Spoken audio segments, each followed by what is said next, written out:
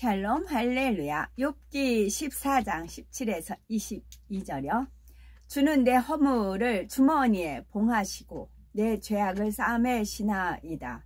무너지는 산은 반드시 흩어지고 바위는 그 자리에서 옮겨가고 물은 돌을 닿게 하고 넘치는 물은 땅의 티끌을 씻어버리나이다. 이와 같이 주께서는 사람의 희망을 끊으시나이다.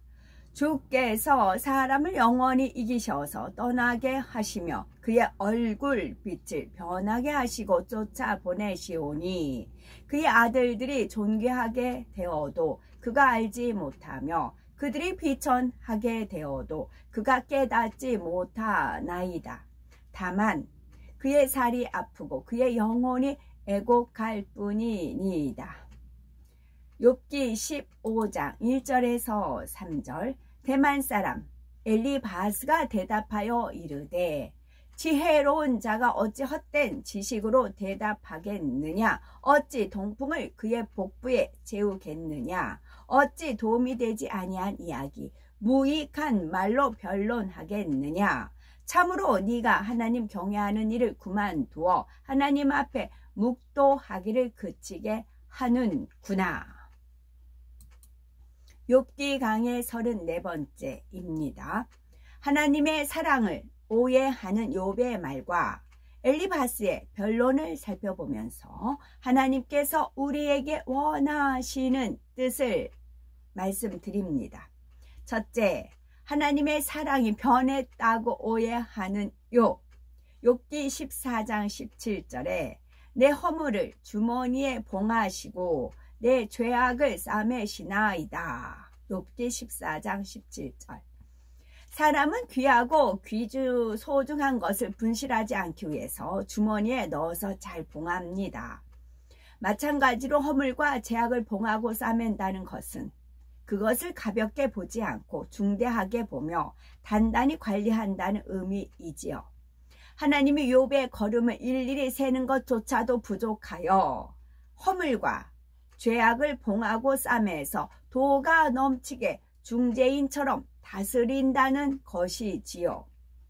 마치 사랑이 변해버린 남편에게 슬픈 고백을 하는 아내처럼 욥은 하나님을 향해 하소연하고 있습니다. 하나님, 저는 서로 사랑을 주고받았었는데 어느 순간 하나님이 저를 미워하기 시작하시더니 나의 모든 것을 거둬 가셨습니다. 가만히 보니까 하나님께서 저를 미워하여 중재인 취급을 하시는 것은 저의 어린 시절의 죄를 하나하나 들춰내시는 까닭이지요 라고 말하는 것입니다. 그러나 아무리 고통스럽고 힘든 일을 만난다 해도 우리를 향한 하나님의 사랑은 변함이 없다는 사실을 알아야 합니다. 성경을 보면 우리의 아버지 되시는 하나님을 남편으로 표현하실 때도 있죠. 이는 너를 지으신 자는 네 남편이시리라 이사야 54장 5절에 말씀했고, 특히 아가서는 우리와 하나님 사이를 사랑하는 여인의 관계, 신랑과 신부의 관계로 비유하고 있지요. 하나님은 욥을 지극히 사랑하는 신랑이시기 때문에 아름다운 신부로 만들고자 연단을 허락하신 것인데 욥은 나쁜 하나님으로 오해하고 있습니다. 두 번째, 사람의 소망을 끊어버리시는 하나님으로 오해하는 욥. 욥기 14장 18절. 무너지는 산은 정령 흩어지고 바위는 그 자리에서 옮겨가고 물은 돌을 닳게 하고 넘치는 물은 땅의 티끌을 씻어버리나이다. 전에는 욥이 큰 산과 같은 명예가 있었고 부유했으며 권세도 있었습니다. 몸도 바위처럼 건강하고 자녀들도 많았으며 무사람으로부터 존경받는 사람이었지요. 그런데 하나님께서 이 웅장한 산과 바위를 무너뜨려 버리시니 이제는 아무 쓸모가 없게 되었다는 것입니다. 시냇물이 수십 년, 수백 년 흐르다 보면 그 물살에 돌들이 깎이고 닳아서 크기가 점점 작아집니다. 또 작은 물방울 하나는 힘이 없지만 오랜 세월 끊임없이 떨어진다면 단단한 바위도 구멍이 나게 되지요. 그런데 욥은 조금씩 흐르는 물도 크고 단단한 돌을 닳게 할 수 있다고 한 후에 왜 넘치는 물이 작은 티끌을 씻어 버린다고 표현한 것일까요? 여기서 넘치는 물은 하나님의 높으심을 나타냅니다. 욥은 넘치는 물처럼 엄청난 권세자이신 하나님께서 티끌만도 못한 자신을 짓밟아 쓸어 버렸다고 비꼬는 것입니다. 이렇게 욥은 하나님이 사람의 소망을 끊어버리는 분이라고 오해하고 있습니다. 그러나 하나님은 우리를 행복하기를 원하시며 평안과 소망을 주시는 분입니다. 때를 따라 하나님께 연단을 허락하시는 것도 우리를 힘들게 하려는 것이 아니라 먼저 영혼이 잘 됨으로써 더 큰 축복을 받도록 하시기 위함임을 알아야 합니다.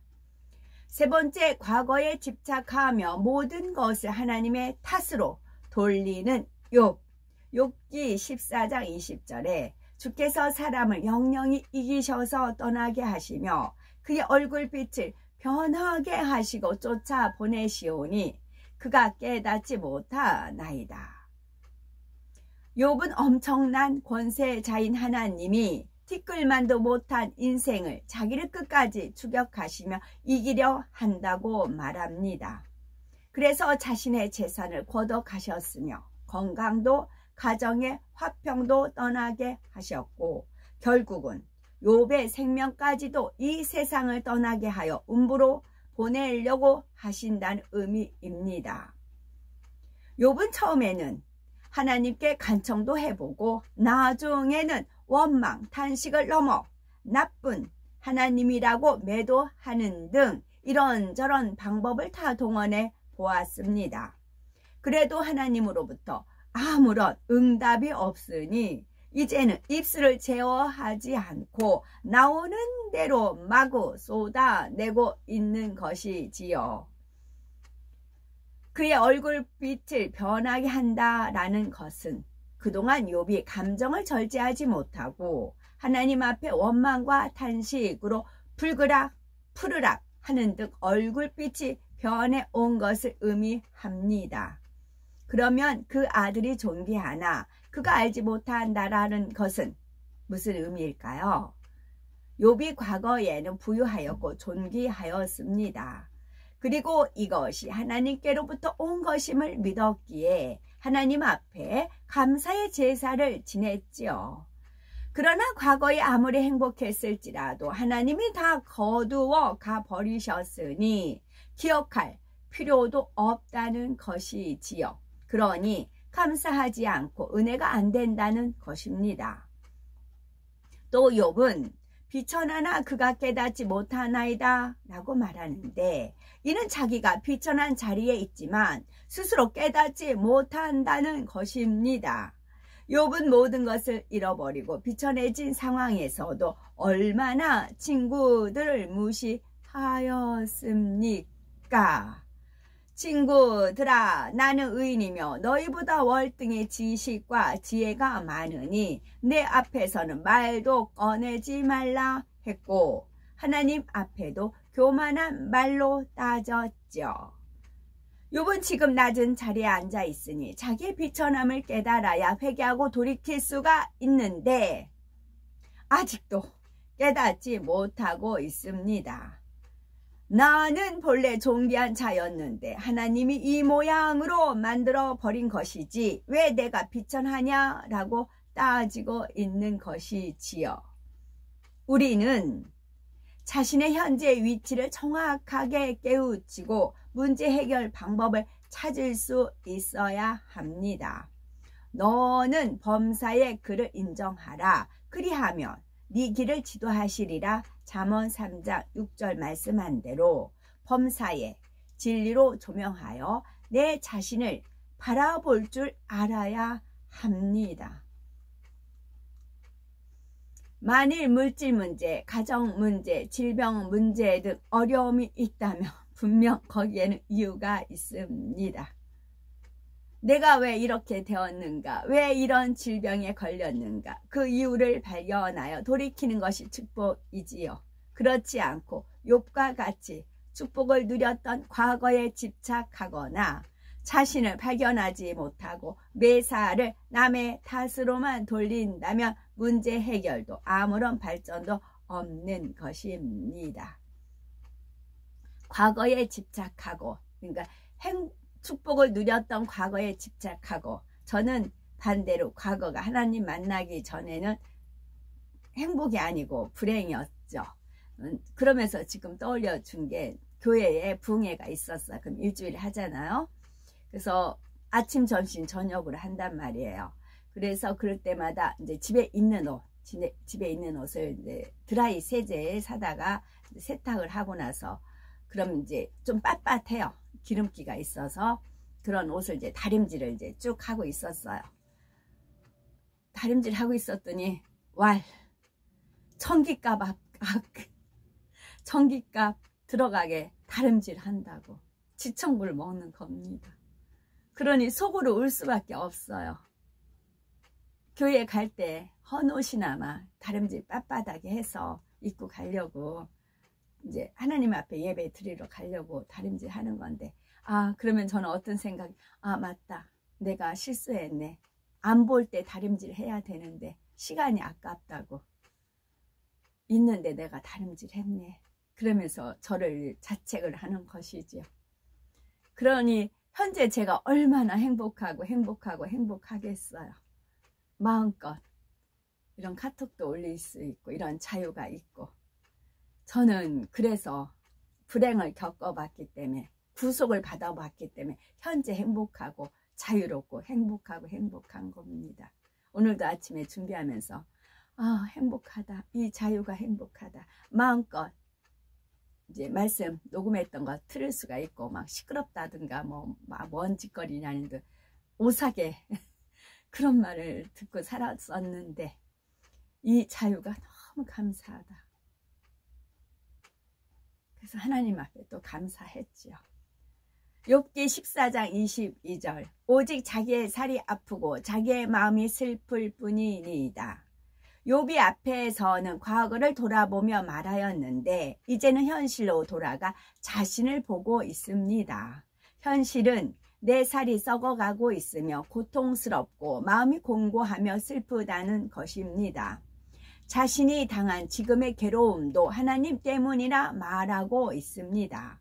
욥은 이 모든 것을 자신의 탓이 아닌 하나님의 탓으로 돌리고 있기에 깨닫지도 못하고 회개할 수도 없습니다. 우리가 말씀을 믿고 하나님의 말씀대로 준행해 나간다면 어떤 비바람도 범람하는 물도 나를 어찌할 수가 없습니다. 그러므로 어떤 문제가 생겼을 때 하나님 탓, 다른 사람 탓, 환경 탓으로 돌릴 것이 아니라 나 자신이 말씀 안에 굳건히 서 있었는지를 돌아보아야 합니다. 네 번째, 변론의 무익함. 욥기 15장 1절, 대만 사람 엘리바스가 대답하여 가로되 지혜로운 자가 어찌 헛된 지식으로 대답하겠느냐. 유조치 아니한 이야기, 무익한 말로 변론하겠느냐. 욥의 친구들은 전에는 욥이 지혜로운 줄 알았었는데 지금은 가만히 욥의 말을 들어보니 미련한 사람이었습니다. 욥이 하나님을 나쁜 하나님으로 몰아가며 쉼 없이 원망, 탄식의 말, 광풍 같은 말을 쏟아내고 있기 때문이지요. 그래서 욥, 네가 지혜로운 사람이라면 헛된 지식으로 대답할 리가 없다라고 말합니다. 아예 욥을 무시하며 미련한 자라 말하고 있는 것이죠. 우리는 변론이 이처럼 무익하다는 것을 다시금 깨달아야 합니다. 만일 욥이 친구들과 변론하지 않았다면 친구들이 이렇게 얕잡아 보지는 않았을 것입니다. 잠언 9장 10절에 여호와를 경외하는 것이 지혜의 근본이라 말씀합니다. 만일 욥이 하나님을 끝까지 경외했다면 친구들로부터 미련한 자라는 말을 듣지 않았을 것입니다. 그런데 변론 중에 나오는 말들이 하나님을 경외함에서 떠난 말들이요 진리가 아니었기 때문에 결국 미련한 자가 되고 만 것입니다. 이어서 엘리바스는 어찌 통풍으로 그 품에 채우겠느냐 라고 했는데, 이는 통풍에서 부는 바람이 사람의 품 안에 안을 수 없다는 말이죠. 바로 욥의 말이 무익하고 헛됨을 비유적으로 표현한 것입니다. 여기서 유좋지 아니한 이야기란 도움이 되지 않는 쓸데없는 말이라는 뜻입니다. 욥아, 너는 바람을 잡으려는 것처럼 헛되고 무익한 변론을 하고 있으니 참으로 미련한 자의 말이 아니냐, 이렇게 질타하고 있는 것이지요. 엘리바스의 이 말이 틀린 말은 아니지만 그렇다고 이렇게 책망하는 자세가 옳은 것도 아닙니다. 엘리바스가 아무리 욥을 책망할지라도 지금은 소용이 없는 상태이기 때문입니다. 욥은 친구들 때문에 점점 감정의 골이 깊어지고 있습니다. 이렇게 감정이 일어나 마음이 뒤틀린 상태에서는 아무리 옳은 말도 마음에 받지 못합니다. 오히려 이 말로 인해서 더 화가 나고 감정이 폭발할 수가 있지요. 따라서 친구들이 욥의 연단을 길게 만드는 장본인이라는 것도 알아야 합니다. 만일 친구들이 옆에 없었다면 욥은 변론하지 않았을 것이죠. 다만 조용히 묵상하며 회개거리를 찾았다면 이렇게 연단이 길어지지도 않았겠지요. 욥의 친구들처럼 우리가 어떠한 말을 하느냐에 따라서 상대에게 슬픔과 고통을 주며 원수를 맺게 할 수도 있음을 알아야 합니다. 아무리 좋은 소식이며 옳은 말이라 해도 변론은 아무런 유익을 가져다 주지 못하기 때문에 상대가 받지 못할 때는 말을 멈추어야 합니다. 우리가 복음을 전할 때나 성도를 신방할 때도 마찬가지죠. 진리를 받는 사람에게는 주되 오히려 그 말씀으로 시시비비하며 하나님의 영광을 가리는 사람에게는 주지 말아야 합니다. 이는 진리를 받지 못하는 사람에게는 아예 전도하지 말라는 뜻이 아니라 하나님께 기도하여 성령의 음성을 듣고 선한 지혜를 받아서 전해야 한다는 것입니다. 참 믿음이 있는 사람이라면 현재 어려움을 만난다 해도 과거에 내게 주신 은혜를 기억하며 감사합니다. 내가 문제를 만나고 힘든 일이 생겼다 해도 하나님은 살아계시며 언제나 사랑으로 나를 바라보고 계시죠. 이렇게 변함없으신 하나님을 믿어 드린다면 어떤 고난과 역경이라도 능히 승리할 수가 있습니다. 우리는 문제 앞에 낙심하고 믿음을 잃는 것이 아니라 오직 살아계신 하나님, 변함없이 나를 사랑하시는 주님만 바라보시기 바라고, 그리하여서 어려움으로 인해서 믿음이 더욱 성장하며 더 큰 축복을 받아 나가는 복되고 아름다운 우리가 되어야 되겠습니다. 아멘.